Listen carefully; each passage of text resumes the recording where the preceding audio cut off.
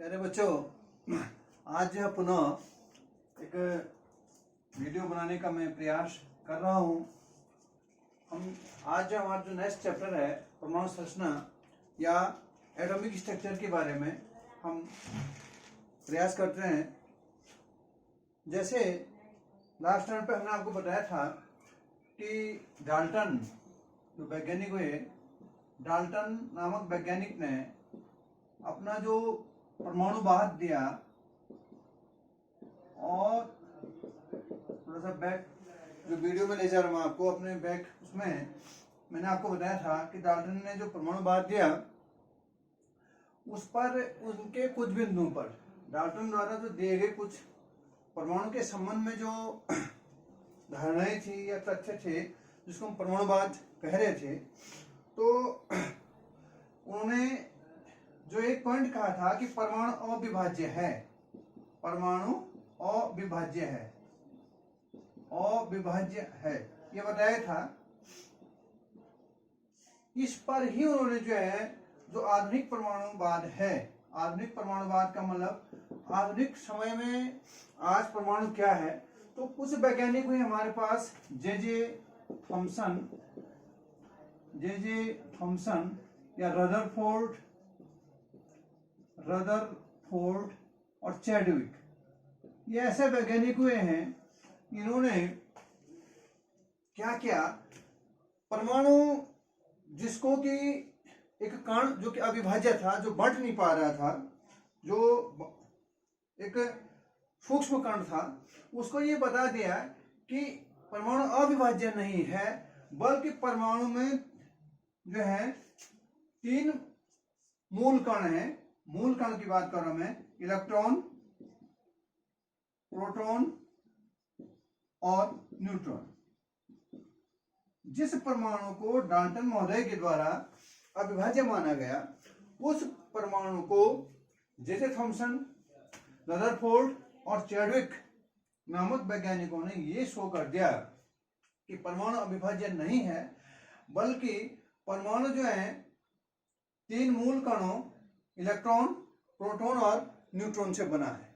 अर्थात परमाणु जिसको कि हम सूक्ष्म कण कह रहे हैं, उस सूक्ष्म कण में भी जो है ये अन्य कण, सब एटॉमिक पार्टिकल भी कह सकते हैं, ये मूल कण इसमें जो है परमाणु में उपस्थित हैं।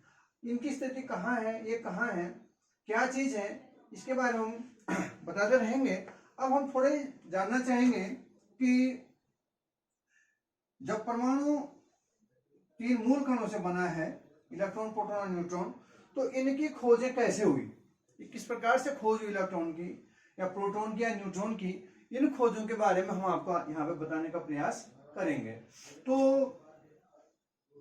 सर्वप्रथम में देखते हैं कि पहले सर्वप्रथम जो है 1830 में माइकल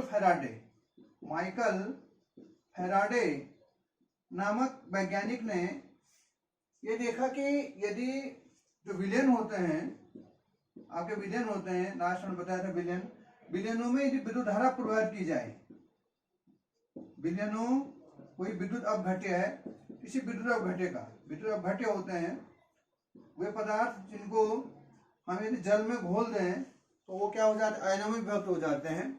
जैसे आपका NaCl हो गया, KCl हो गया, KNO3 हो गया, विद्युत अपघट्य इलेक्ट्रोलाइट होते हैं। तो किसी विद्युत अपघट्य के विलयन में यदि क्या डाला जाए, क्या कर जाए, विद्युत धारा प्रवाहित की जाए, तो जो इलेक्ट्रोड होते हैं, इलेक्ट्रोड का मतलब उसमें जो हमने मेटल रॉड है, एक धनावेशित होगी, एक ऋणावेशित होगी। धनावेशित प्लेट को हम जो है एनोड कहेंगे, ऋणावेशित प्लेट को हम कैथोड कहेंगे। इस पर वो कहते हैं कि कहने का मतलब विलयन लिया, किसी विद्युत अपघट्य का विलयन है, इसमें ये इलेक्ट्रोड है, मेटल की बनी हुई है, और इनसे हमने जो है इनमें क्या कर दी, विद्युत धारा प्रवाहित कर दी। तो वो कहते हैं कि इलेक्ट्रोडों पर जो है जो पदार्थ है वह या तो डिपॉजिट होता है, जो इलेक्ट्रोड होते हैं चाहे वो कैथोड हो चाहे एनोड हो, उन इलेक्ट्रोडों पर पदार्थ या तो क्या होते हैं, डिपॉजिट होते हैं। डिपॉजिट का मतलब जमा होते हैं या उनसे जो है वो निकलते हैं, माने उसका जो है विसर्जन जिसको हम कहेंगे विसर्जन होता है। या तो क्या होगा, जमा होगा, या वो जमा होते हैं इलेक्ट्रॉनों पर पदार्थ, या जो है उनका क्या होता है विसर्जन होता है, मुक्त होता है। विसर्जन का मतलब मुक्त होते हैं। तो ये नियम दिया उन्होंने विद्युत दाब भट्टियों के लिए। बाद में जो है विद्युत दाब भट्टियों पर देखा उन्होंने कि विद्युत दाब भट्टियों के विलयन में यदि विद्युत धारा का प्रवाहित हम करते हैं तो इस प्रकार के चेंजेस की इलेक्ट्रोडों पर जो है एनोड या कैथोड पर क्या होता है, पदार्थ क्या होता है, या तो जमा होते हैं या मुक्त होते हैं, उनके द्रव्यमान होता है। उसके बारे में जब फैराडे ने अपने 2 नियम दिए, इन नियम के बारे में हम कक्षा बारे में डिस्कस करेंगे, फैराडे के विद्युत अपघटन संबंधी नियम। अब मैं नियमों पर न जाकर के अब हम यहाँ पर मेन ये देखना चाह रहे हैं कि हम इलेक्ट्रॉन की खोज कैसे हुई। बहुत पुराने समय से भी ये देखा जाता है, एंशिएंट टाइम से भी, यदि सपोज के लिए कोई छड़ है, बोनाइट की छड़ है, या कोई ग्लास रॉड है, या कोई अन्य छड़ है, तो यदि हम उसको किसी रेशम के कपड़े पर, या रेशम का कपड़ा है या कोई फर है, उस चीज पर यदि हम रगड़ देते हैं तो उसमें आवेश आ जाता है। आवेश आने का मतलब है कि उसमें इलेक्ट्रॉन पैदा हो गए, इलेक्ट्रॉन का फ्लो होना शुरू हो गया उसमें। तो ये बातें पहले भी जानी जाती थी, लेकिन 1870 में इन्होंने फैराडे ने ये शो किया कि विलयन में विद्युत धारा प्रवाहित करके ये परिवर्तन होते हैं, इलेक्ट्रॉन में पदार्थ या तो मुक्त होते हैं या जमा होते हैं। लेकिन इसके बाद जो है एक वैज्ञानिक को है क्रुक्स, क्या क्रुक्स, क्रुक्स नामक वैज्ञानिक ने, क्रुक्स नामक वैज्ञानिक ने ये 1879 का ये सन पड़ेगा 1889 में जो है, सॉरी 79, इसको 79 कहेंगे, 1879 में जो है क्रुक्स नामक वैज्ञानिक, और इसके बाद जो है 1890 में प्लकर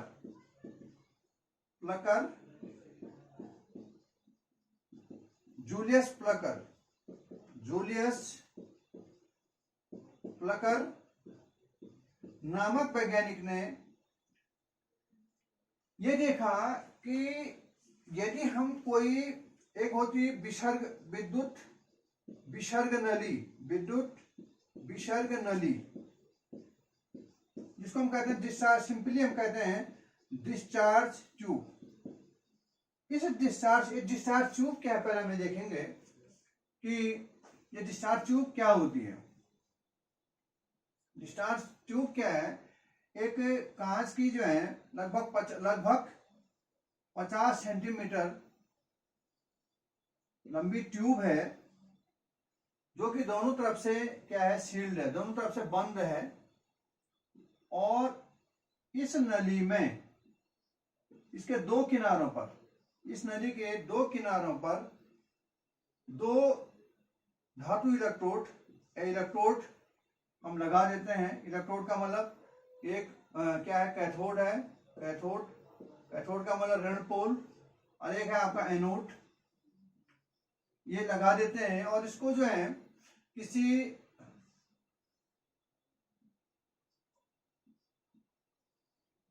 हाई वोल्टेज सोर्स से, यहां पर क्या है आपका हाई वोल्टेज सोर्स है, उससे हम इसको जोड़ देते हैं। ये वोल्टेज सोर्स है, वोल्टेज दे रहे हैं, वोल्टेज सोर्स से हम जोड़ देते हैं इन इलेक्ट्रोडों को, और ये बंद होती है।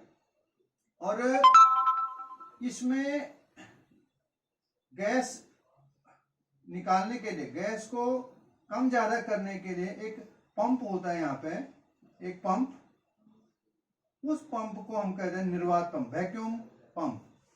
ये क्या होता है, वैक्यूम पंप है यहाँ पे एक।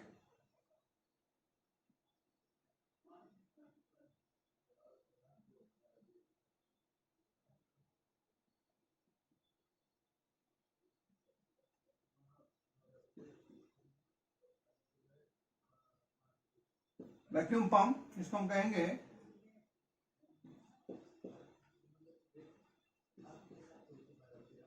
इसको हम निर्वात पंप भी कह सकते हैं। निर्वात पंप का काम क्या है कि इसके अंदर हम यदि इसको खींच देंगे तो इसके अंदर गैस का दाब क्या हो जाएगा, कम हो जाएगा, निर्वात पैदा कर देगा, मैंने इसको जो खाली कर देगा, निर्वात की स्थिति पैदा कर देगा।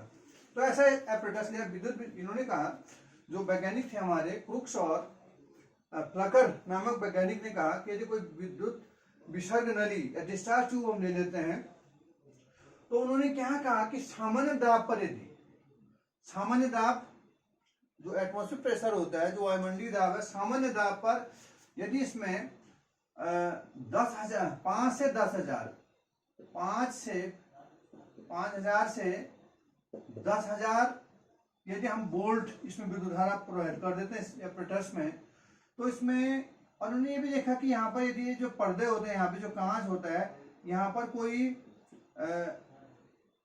सेंसिटिव माने जो जिसको हम कहते हैं सेंसिटिव का मतलब कोई ऐसा जैसे जिंक सल्फाइड हो गया या ऐसे पदार्थ जो प्रकाश या लाइट रेडिएशंस के प्रति क्या होते हैं, सेंसिटिव होते हैं, उनकी परत हम यहाँ पे लगा देते हैं।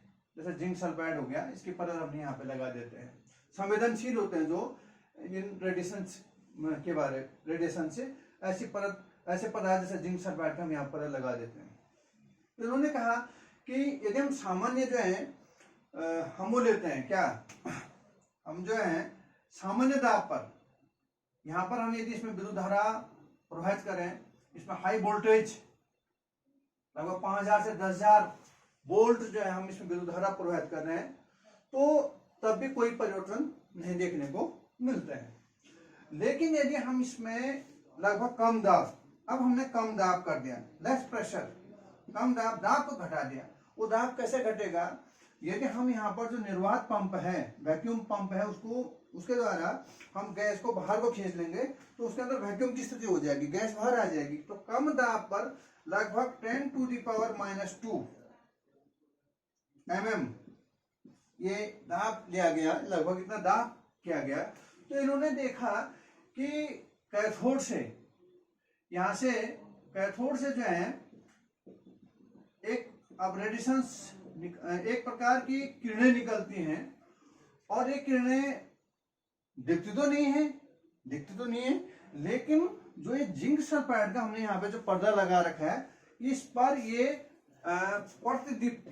प्रतिदीप्ति या इसको कहते हैं स्फुरदीप्ति, प्रतिदीप्ति या स्फुरदीप्ति, मतलब कहने का मतलब प्रतिदीप्ति स्फुरदीप्ति क्या है, चमक पैदा कर देती है। फ्लोरिसेंस इसको हम कहते हैं, फ्लोरिसेंस या चमक उत्पन्न कर देती है, कहां, इस जिंक सल्फाइड के पर्दे पर। तो इन्होंने ये देखा। अब इन्होंने फिर क्या देखा कि यदि हम और कम दाब करते हैं,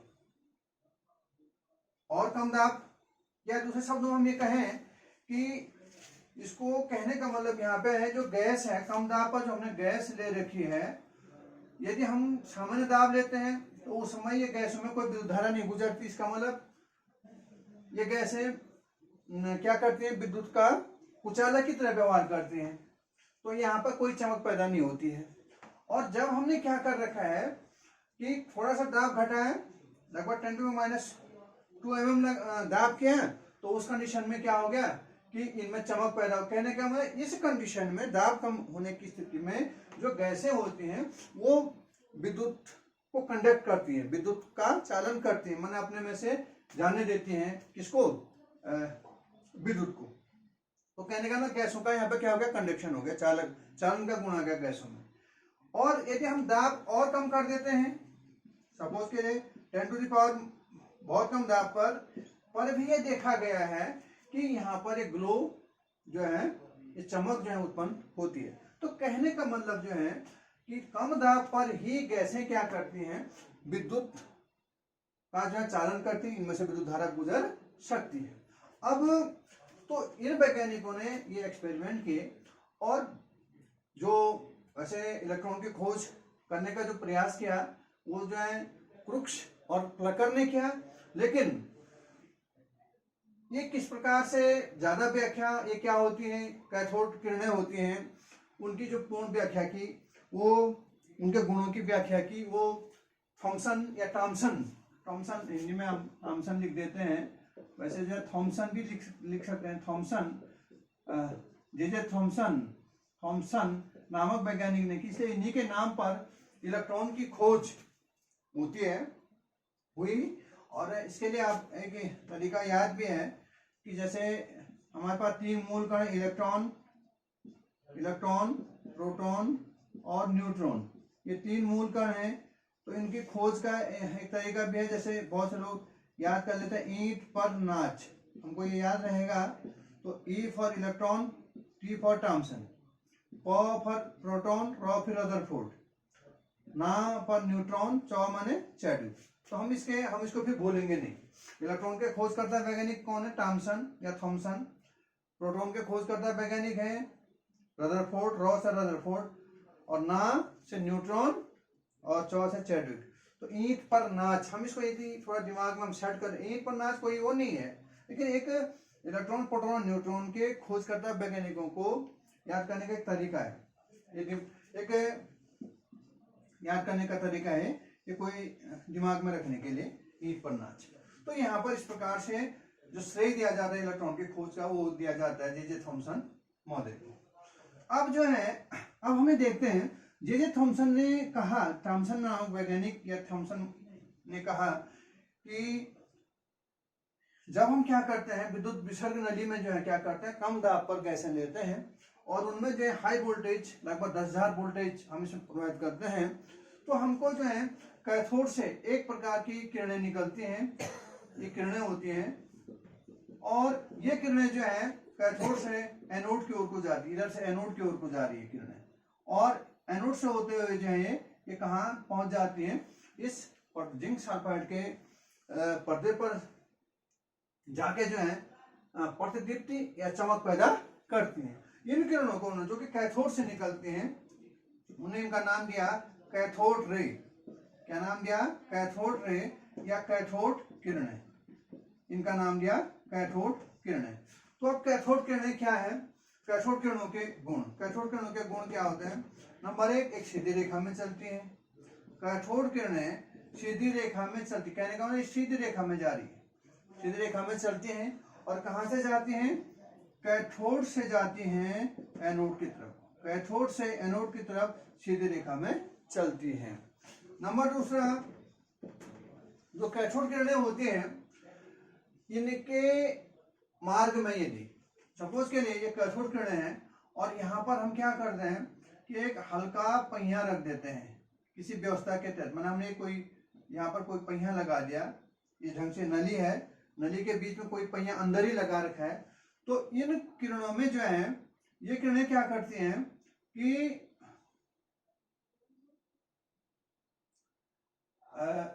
इस पहिए को जो है घुमा देती हैं, हल्का पहिया है तो इसको ये घुमा देती हैं। तो कहने का मतलब इनमें जो है मैकेनिकल पावर है, माने यांत्रिक शक्ति है इनकी।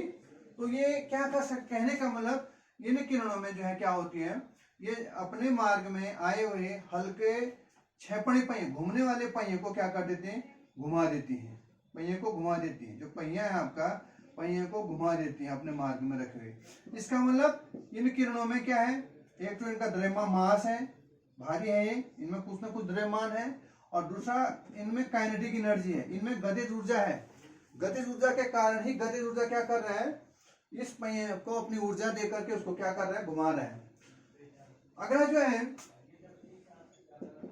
इन किरणों के मार्ग में, यदि हम जो ये किरणें हैं इनके मार्ग में कोई ऐसी वस्तु रख दें, इस प्रकार की वस्तु रख देते हैं हम, या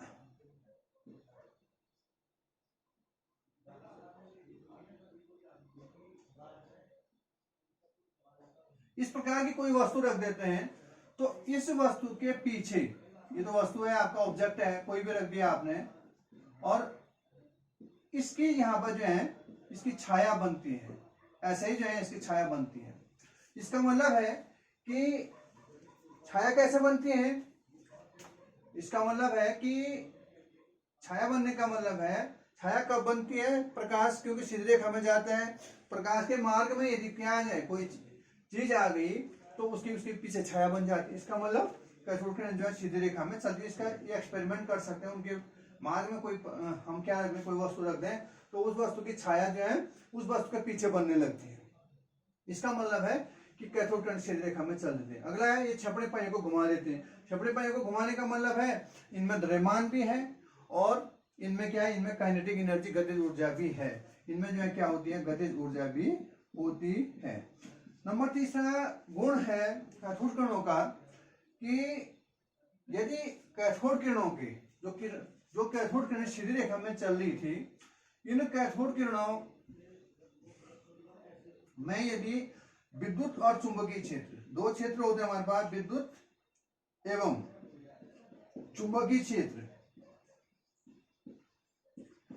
में ये किरणें जो है क्या हो जाती, विक्षेपित हो जाती हैं।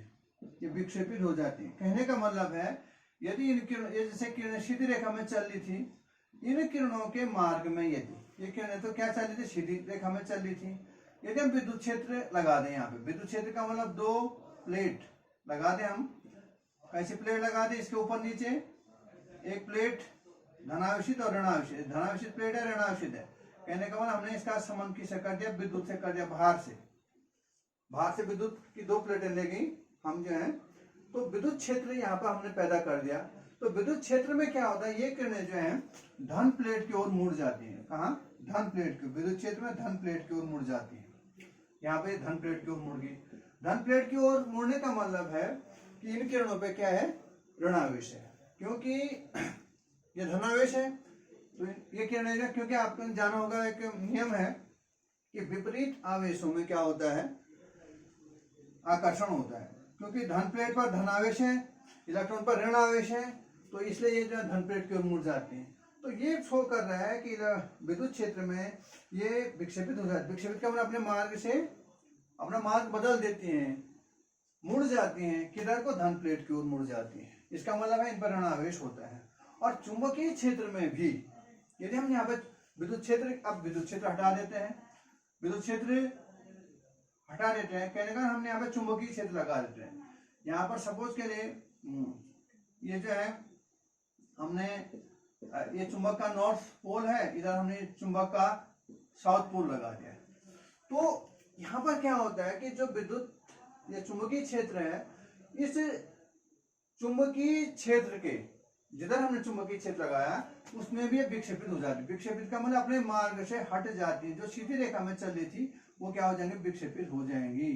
किधर को विक्षेपित होंगी, ये विक्षेपित उस साइड को होंगी जिधर से हमारा जो है चुंबकीय क्षेत्र के जो इसको हम कहते हैं परपेंडिकुलर, जो है परपेंडिकुलर का मतलब जो के जैसे सपोज के लिए यहाँ पर आप ये चुंबकीय क्षेत्र लग रहा है इस पे, तो ये किधर को होंगी, उसके लंबवत। परपेंडिकुलर का मतलब लंबवत, कहने का इधर को, माने जैसे ये चुंबकीय क्षेत्र लग रहा है ऊपर नीचे, तो ये इधर को होंगी, माने चुंबकीय क्षेत्र के लंबवत जो है ये विक्षेपित हो जाती है। मतलब जिधर से चुंबकीय क्षेत्र है उसके लंबवत क्या हो जाएंगे, विक्षेपित हो जाएंगे। विद्युत तथा चुंबकीय क्षेत्र में क्या हो जाती है, विक्षेपित हो जाती है। अगला जो है इन किरणों में जो है हीटिंग इफेक्ट होता है। यदि धातु की पन्नी पर पड़े कोई हीटिंग इफेक्ट का मतलब है ये क्या कर देती है, किसी धातु की पतली पन्नी पर यदि पड़े तो ये क्या कर देती है, ये उसको गर्म कर देती है। हीटिंग इफेक्ट भी होता है इनमें, ये गर्म कर देती है।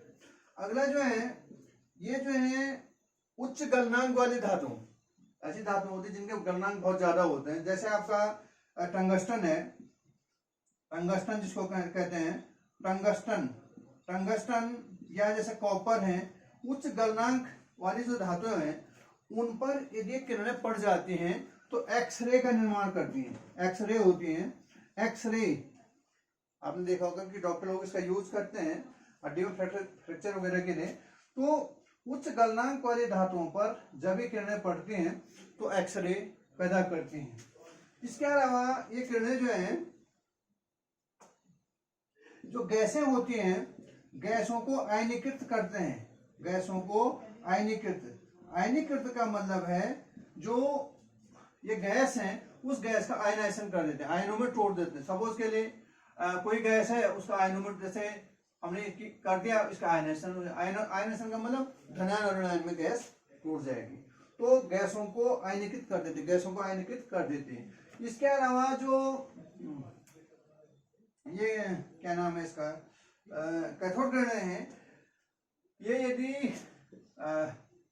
किसी फोटोग्राफिक प्लेट पे पड़ती हैं, कोई फोटोग्राफिक प्लेट होती है, फोटोग्राफिक प्लेट, तो फोटोग्राफिक प्लेट को भी ये जो है क्या करती है, प्रभावित करती हैं, उसको भी क्या कर देती है, प्रभावित कर देती है। तो ये इस प्रकार से कुछ जो है क्या है, कैथोड किरणों के गुण है। अब वैज्ञानिकों ने, मैं थॉमसन साहब ने देखा कि जिन किरणों में ये गुण होते हैं, अब हम यहाँ पर कोई भी गैस ले लें, गैस कोई भी ले लें, बहुत सी गैस, कुछ भी गैस ले सकते हैं, और कोई भी इलेक्ट्रोड ले लें, इलेक्ट्रोड चाहे किसी का भी ले लें, इलेक्ट्रोड भी चेंज हो सकते हैं, विभिन्न धातुएं हैं, इलेक्ट्रोड किसी का भी ले लें, और आप कोई भी गैस ले लें, any gas and any electrode ले लें, तो उस कंडीशन में उन्होंने ये पाया कि हर कंडीशन में कैथोड किरणें निकलती हैं। हर कंडीशन में क्या निकलती है, हर स्थिति में क्या होगी, कैथोड किरणें निकलती हैं, चाहे कोई भी गैस ले लें, कोई भी इलेक्ट्रोड ले लें। अब यहां पर जो इलेक्ट्रॉन माने कैथोड किरणें क्या है, एक प्रकार से कैथोड किरणें एक प्रकार के कैथोड किरणें भी जो कणों से बनी है, ये जो किरणें हैं छोटे छोटे कणों से बनी है, और ये क्या है, इलेक्ट्रॉन है। ये इलेक्ट्रॉन कहां से आए, इलेक्ट्रॉन कहां से आए भाई, देखिए ये गैस हमने यहाँ पे ली, गैस में जैसे हमने हाई वोल्टेज यहाँ पे प्रवाहित किया, तो गैस क्या होगी, आयंस में चेंज होगी, धनायन बन गई, और वो धनायन जो है, जो धनायन बने गैस के अंदर, जो धनायन बने, वो धनायन जो है इस कैथोड पर स्ट्राइक हुए, कैथोड पर टकराए, और इन धनायनों के कैथोड पर टकराने से किरणों की उत्पत्ति होगी, जिसको हम कहते हैं कैथोड किरण कहते हैं। तो कहने का मतलब यहाँ पे जो गैसें हैं, गैसों के आयनीकृत होने से जो धनायन है आपके, वो कहाँ टकराता है, कैथोड पर टकराता है, और कैथोड पर टकराने से क्या होता है, कैथोड किरणें जो उत्पन्न होती हैं, जो कि कैथोड से एनोड की ओर को चलती है।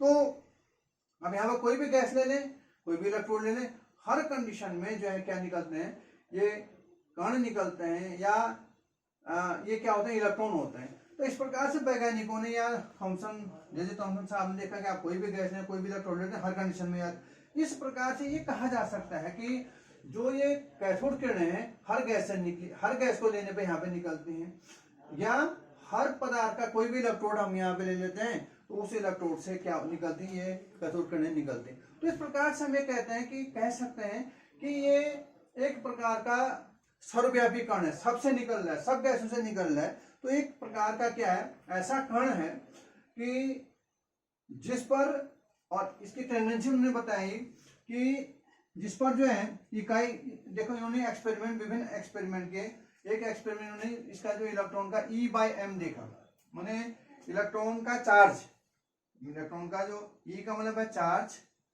चार्ज एंड मास, इसका जो द्रव्यमान देखा उन्होंने, का अनुपात जो है E/m कहते हैं। तो E इलेक्ट्रॉन का जो है क्या देखा उन्होंने, जिसको हम कहते हैं चार्ज, और मास का जो अनुपात देखा, वो लगभग उन्होंने पाया 1.758822 into 10 to the power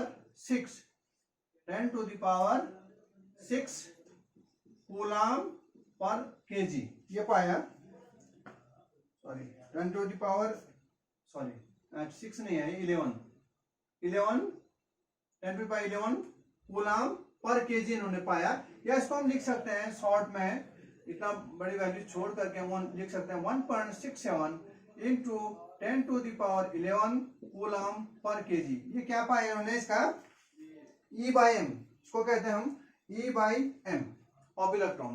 तो इलेक्ट्रॉन के आवेश और द्रव्यमान का जो अनुपात पाया, ये इन्होंने पाया 1.67 × 11 कूलम पर केजी। और इस प्रकार से हमने कहा कि जो इलेक्ट्रॉन है, इलेक्ट्रॉन क्या है, ये कैथोड माने जो इलेक्ट्रॉन है, एक कैथोड किरणों में जो छोटे छोटे कण है वही इलेक्ट्रॉन है। और ये इलेक्ट्रॉन क्या है, परमाणु का एक मूल कण है, सभी पदार्थ में ये उपस्थित है, जिस पर कि इकाई ऋणावेश, इस पर क्या होता है, इकाई ऋणावेश, इसकी टेंडेंसी है इकाई ऋणावेश, क्या होती है, इकाई ऋणावेश होता है। और जिसका द्रव्यमान माने जो इसका भार है ये बहुत कम, हाइड्रोजन के द्रव्यमान का 1/1837, माने जो हाइड्रोजन का द्रव्यमान है, जो हाइड्रोजन परमाणु है, हाइड्रोजन परमाणु का जो द्रव्यमान है, उसका जो भार है उसका 1/1837वां भाग इसका जो है द्रव्यमान होता है, और जिस पर क्या है, इकाई ऋणावेश है, इकाई ऋणावेश है। और वो इकाई ऋणावेश कितना होगा, वो यूनिट है, इकाई ऋणावेश की जो यूनिट है वो होता है, इलेक्ट्रॉन पर जो आवेश होता है वो होता है आपका 1.6022 इंटू 10⁻⁻19 कूलम, ये होता है आपका आवेश। और ये निगेटिव चार्ज है, क्या है आपका 1.6022 इंटू 10⁻⁻19 कूलम, ये ऋणावेश होता है, इकाई ऋणावेश है। और ये कितना होता है, माइनस होता है। और जो इलेक्ट्रॉन का जो द्रव्यमान है, जो कि हाइड्रोजन परमाणु का कितना होता है, 1/1837वां भाग होता है, बहुत कम होता है इलेक्ट्रॉन का द्रव्यमान। और इसकी यहाँ पे गणना की गई है, ये होता है आपका 9.10939 इंटू 10⁻31 kg। कितना इलेक्ट्रॉन का द्रव्यमान कितना बताया, 9.10939 इंटू 10⁻31 kg। और ये टाइम इसको शॉर्ट में, यदि इतनी बड़ी वैल्यू को आप याद नहीं करते हैं तो इलेक्ट्रॉन का द्रव्यमान को हम यहाँ आवेश को हम लिख देते हैं -1.6 इंटू 10⁻⁻19 कूलम। और यदि इस वैल्यू को 9.10939 इंटू 10⁻31 kg को यदि आप याद नहीं करते हैं तो आप शॉर्ट में भी लिख सकते हैं 9.1 इंटू 10⁻31 kg। शॉर्ट में हम इसको इतना याद कर सकते हैं। ये माइनस वैल्यू है, ये तो प्लस की वैल्यू है। ये आपका द्रव्यमान इस पर होता है इलेक्ट्रॉन, और इस पर चार्ज होता है। तो इस प्रकार से इलेक्ट्रॉन जो है एक मूल कण है, सभी पदार्थों, कोई भी इलेक्ट्रॉन लें, कोई भी गैस ले लें, अर्थात सभी पदार्थों का एक मूल कण है, जिस पर कि इकाई ऋणावेश कितना होता है, 1.6 इंटू 10⁻⁹ कूलम आवेश, और जिसका द्रव्यमान 9.1 इंटू 10⁻31 kg क्या होता है, तो ये होता है आपका इलेक्ट्रॉन होता है। तो ये था कैथोड किरणों का मतलब इलेक्ट्रॉन। कैथोड किरणों में क्या, इलेक्ट्रॉन जो छोटे छोटे कण, कैथोड किरणें किससे बनी, इलेक्ट्रॉनों से बनी। और कैथोड किरणों के गुण हमने आपको ये बताए। तो इस प्रकार से ये क्या है, एक मूल कण है। तो मैं वीडियो देखता हूँ कितना समय हो गया होगा, मुझे लग रहा है वीडियो बड़ी हो रही है, तो मुझे लग रहा है कि वीडियो कुछ बड़ी हो गई है। तो मैं अपने टॉपिक को अभी इलेक्ट्रॉन की खोज के बारे में, जो इलेक्ट्रॉन के बारे में मैंने बताया, मैं इसको यहीं पे इस वीडियो को समाप्त करता हूँ। विश्वास है कि आपकी समझ में आएगा, आप कोशिश करेंगे। Thank you.